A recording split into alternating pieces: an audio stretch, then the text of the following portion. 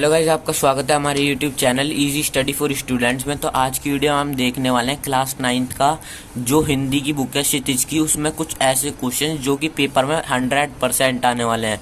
100% बता रहा हूँ मैं आपको। तो आप कॉपी लेके बैठ जाओ या फिर उसको बुक में टिक लगा लो, क्योंकि अगर आप अभी नहीं देखते हो तो बाद में आप बोलोगे कि यार मैंने करे नहीं।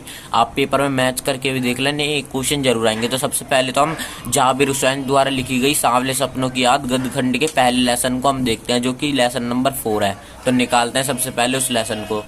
तो गाइस साथ साथ में आपका एक और डाउट क्लियर कर दूं, तो गाइस जो जीवन परिचय है वो आपको याद करने की कोई जरूरत नहीं है, क्योंकि अब जीवन परिचय नहीं आता पेपर वगैरह में। क्योंकि ये नहीं पूछा जाएगा आपसे कहाँ पैदा हुए थे, किस सन में पैदा हुए थे, और ये इनकी विशेषताएं क्या थी, या फिर इन्होंने कौन सी रचनाएं करी हैं, कुछ भी नहीं पूछा जाएगा। बस ये पूछा जा सकता है कि सांवले सपनों की याद चैप्टर 4 के जो लेखक हैं वो कौन है। लेकिन वैसे अब ये वाले क्वेश्चन भी आना बंद हो गए हैं, तो जीवन परिचय आपको याद करने की कोई जरूरत नहीं है।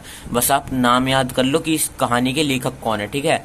तो हम सांवले सपनों की याद चैप्टर खोलते हैं, जो कि सालिम अली के ऊपर है। और गाइस इस चैप्टर में से आपको मैं कुछ क्वेश्चन बताने वाला हूँ जो कि पेपर में पक्का आने वाले हैं। तो सालिम अली जी के ऊपर क्वेश्चन है, जो कि एक पक्षी प्रेमी थे, ठीक है।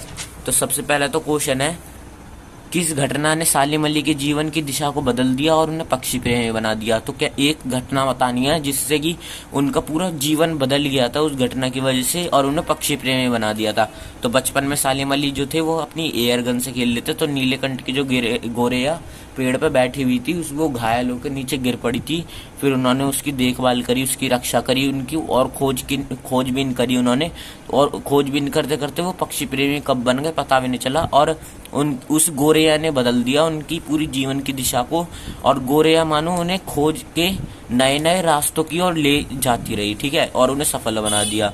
अब क्वेश्चन नंबर 2 ये है, सालिम अली ने पूर्व प्रधानमंत्री के सामने पर्यावरण से संबंधित किन संभावित खतरों का चित्र खींचा होगा कि जिससे उनकी आंखें नम हो गई। तो ये आपको इसका आंसर बताना है। तो वैसे तो ये होगा कि सालिम अली ने तत्कालीन प्रधानमंत्री चौधरी शरण जी से मुलाकात कर उसे व्यापक विनाश का चित्र खींचते हुए बताया होगा कि यदि उसे नहीं बचाया गया तो वन्य पशु पक्षियाँ और वनस्पतियाँ की अनेक प्रजातियाँ सदा के लिए नष्ट हो जाएंगी और आने वाली पीढ़ियां उन्हें देख भी नहीं पाएंगी। धीरे धीरे केरल का हरा प्रदेश थार का रेगिस्तान बनता जाएगा। क्या कोई देश प्रेमी ऐसा होने देगा? चौधरी साहब ग्रामीण पृष्ठभूमि के नेता थे, इसलिए सालिम अली की बात सुनकर उनकी आंखें नम हो गई, ठीक है। तो वो भी गांव के थे और ग्रामीण थे, वो ग्रामीण पृष्ठभूमि से, गांव की पृष्ठभूमि से, तो उनकी भी आंखें नम हो गई पर्यावरण के प्रति। इतने उनके सालिम अली की देख के चिंता कि इन्हें इतनी चिंता हो रही है, तो ये भी देख के वो भावुक हो गए थे। और आंख नम होने से मतलब है कि किसी दुखी हो जाना या फिर आंख में पानी आ जाना, ये लिख सकते हो आप, ठीक है। अब क्वेश्चन नंबर हम देखते हैं, वो क्वेश्चन नंबर नहीं, हम चैप्टर नंबर 6 देखते हैं, प्रेमचंद्र के फटे जूते। ये याद करने की कोई जरूरत नहीं है प्रेमचंद्र की पूरा जीवन परिचय। प्रेमचंद्र का जो लेसन है इसमें आपको बताया गया कि हमें भेदभाव नहीं, हमें दिखावा नहीं करना चाहिए बिल्कुल भी। और प्रेमचंद्र जो थे फटे जूते पहन कर रखते थे, देख सकते हो ये एक जूता उनका फटा हुआ था, और इतने बड़े साहित्यकार होने के बावजूद वो, ठीक है।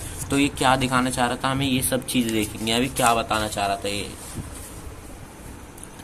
पाठ में टीले शब्द का प्रयोग किन संदर्भों में को इंगित करने के लिए किया गया है, ठीक है। तो पाठ में टीले शब्द का प्रयोग किस चीज के लिए किया गया है, ये क्वेश्चन जरूर आता है। पाठ में टीले शब्द का प्रयोग जीवन की विषमताओं, विडंबनाओं, संघर्षों, बाधाओं, दुखद परिस्थितियों, दुखों को इंगित करने के लिए किया गया है, ठीक है। और उसके बाद बड़ा वाला क्वेश्चन है, प्रेमचंद के फटे जूते को आधार बनाकर परसाई जी ने यह व्यंग लिखा है। आप भी किसी व्यक्ति की पोशाक को आधार बनाकर एक व्यंग लिखिए। ये व्यंग लिखना आपको बना के, तो ये देखिए कैसा एक फनी सा व्यंग लिखा हुआ है। तो देखो, नेताजी का कुर्ता बेदाग है, वैसे ही साफ सुथरा है। यह बात और है कि हमें उनके कपड़ों में दाग नजर आते हैं। संसद में प्रश्न पूछने के लिए हजारों लेने का दाग नहीं छिपता।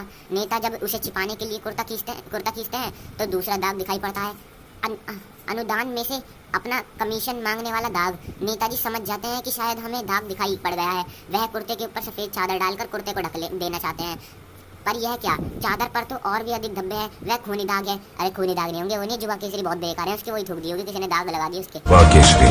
विमल बोलो जुबां केसरी।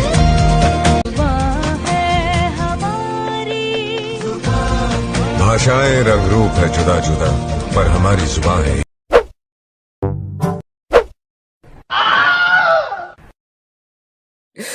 साले अजय देवगन के थूके हुए पान साले विमल खा के मेरे ऊपर थूकता है। रुक जा, अभी निकालता हूँ तेरा जुबां केसरी।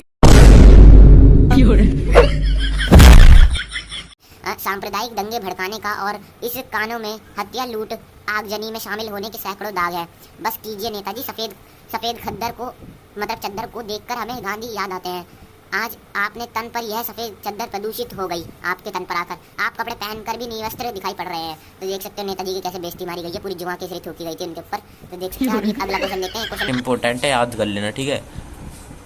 तो अब हमारा चैप्टर नंबर 12 है कैदी और कोकिला। तो ये हमारे स्वतंत्रता सेनानियों के बारे में बताया गया है इस चैप्टर में। और कैदी और कोकिला की बीच में बात बताई गई है कि क्या क्या बात हो रही है, ठीक है। तो ये हमारे चैप्टर है, चैप्टर नंबर 12। अब इसके हम कुछ क्वेश्चन देखते हैं। तो हमारा पहला ही क्वेश्चन है, कविता के आधार पर पराधीन भारत में जेलों में दी जाने वाली यातनाओं का वर्णन कीजिए। पराधीन भारत में जेलों में भारतीय स्वतंत्रता सेनानियों को अनेक दारुण कष्ट दिए जाते थे। उन्हें सामान्य रूप से अवांछनीय तत्वों के साथ रखा जाता था। पेट भर खाना न देना था, खाना नहीं देते तो उन्हें कठिन श्रम से वोट खिंचवाना, कोल हुक चलवाना, श्रमिक की भांति दिन भर कार्य कराना और किसी से मिलने जुलने की इजाजत ना देना आदि अनेक अवर्णनीय कष्ट दिए जाते थे। और जो बाहर के जो अपराधी थे, दूसरे देश के फॉरेनर जो अपराधी थे, क्रिमिनल थे जो फॉरेनर, उन्हें टीवी देखने को दिया जाता था। और जो हमारे देश के स्वतंत्रता सेनानी थे उनको टीवी भी देखने को नहीं दिया जाता था। और उसी चैप्टर 12 नंबर चैप्टर में से एक और क्वेश्चन है इम्पोर्टेंट, और ये पक्का आता है, हथकड़ियों को गहना क्यों कहा गया है। तो ये देख सकते हो आप, इस कथन में गहरी व्यंजना है। हथकड़ियां अपराधियों के लिए बंधन हो सकता है, पर देश प्रेमी स्वतंत्रता सेनानी के लिए वह गहने से कम नहीं है। उन्हें मनोबल को तोड़ने के लिए अंग्रेजों ने हथकड़ियां पहनाते थे, पर इससे वीरों का जोश और दूना उड़ जाता है, इसलिए उन्हें गहना कहा गया है। तो वो जो चोर होते हैं, जो डाकू होते हैं, उनके लिए तो बंधन होता है क्योंकि पकड़ लेते हैं उन्हें। जो स्वतंत्रता सेनानी होते हैं वो अपने देश के लिए लड़ते हैं, अपने देश को आज़ाद करने के लिए लड़ते थे पहले अंग्रेजी शासनकाल में। तो उन्हें हथकड़ियाँ दी जाती थी तो उनका मनोबल और बढ़ता था। टूटने के लिए पहनाई जाती हैं हथकड़ियाँ, लेकिन स्वतंत्रता सेनानी और वीरों का जो मनोबल है और बढ़ता है, जोश उनका दूना हो जाता है, जिससे कि वो गहना कहा गया है इसकी वजह से, ठीक है। अब हम देखते हैं क्वेश्चन नंबर नहीं, मतलब अगला चैप्टर देखते हैं। अब हम राजेश जोशी द्वारा लिखा गया है, बच्चे काम पर जा रहे हैं। तो वो सुबह सुबह काम पर जाते हुए बच्चों को देखते हैं। जिस समय जो लोग होते हैं वो चद्दर ओढ़ के सो रहे होते हैं, उस समय बच्चे जो होते हैं काम पे जा रहे होते हैं, तो उन्हें देख के बहुत बुरा लगता है ये। तो वही बातें बताते हैं इसमें और ये बताते हैं। तो देख सकते हो पहला क्वेश्चन तो यह है इसमें इम्पोर्टेंट, अपने शहर में बच्चों को कब कब और कहाँ कहाँ काम करते हुए देखा है आपने। तो ये क्वेश्चन आता है, आपसे पूछा जाता है कि आपने कहाँ कहाँ देखा है, तो आप बना के लिख सकते हो। सड़कों पर कूड़ा उठाते हुए, प्लास्टिक आदि चुनते हुए, कूड़ों के ढेर पर काम की चीज़ों को बीनते हुए, कबाड़ी एक तरीके से, और चौराहे लाल बत्तियों पर कुछ बेचते हुए, जो बेचते रहते हैं खिलौने वगैरह बच्चे बेचते हैं। और गैराजों में गाड़ियां साफ करते हुए देख सकते हो, गैराजों और इलेक्ट्रॉनिक की दुकान, और कहीं पर भी आपको छोटे छोटे बच्चे काम करने के लिए मिल जाते हैं। होटल और ढाबों में बर्तन साफ करते हैं, होटल और ढाबों में बर्तन साफ करने में भी आपको दिखाई दे जाते होंगे बच्चे। और ये क्वेश्चन थे सबसे इम्पोर्टेंट। तो गाइज मैंने इम्पोर्टेंट क्वेश्चन बताए, ये वाले क्वेश्चन आप जरूर याद कर लेना। अगर ये वाले क्वेश्चन याद कर लेते हो तो फिर मेरे को बताना ये आए कि नहीं, तो गाइज मेरे को बताना। तो गाइज आज की वीडियो में इतना ही। अगर ये वाली वीडियो पसंद आई हो तो लाइक करना, हमारे चैनल को सब्सक्राइब करना, और उम्मीद करता हूँ आपका पेपर बहुत अच्छा जाए, फुल नंबर आए आपके। तो गाइज चलो मिलते हैं अगली वीडियो में, तब तक के लिए जय हिंद, बाय बाय। और भी वीडियो लाऊंगा मैं आपके लिए।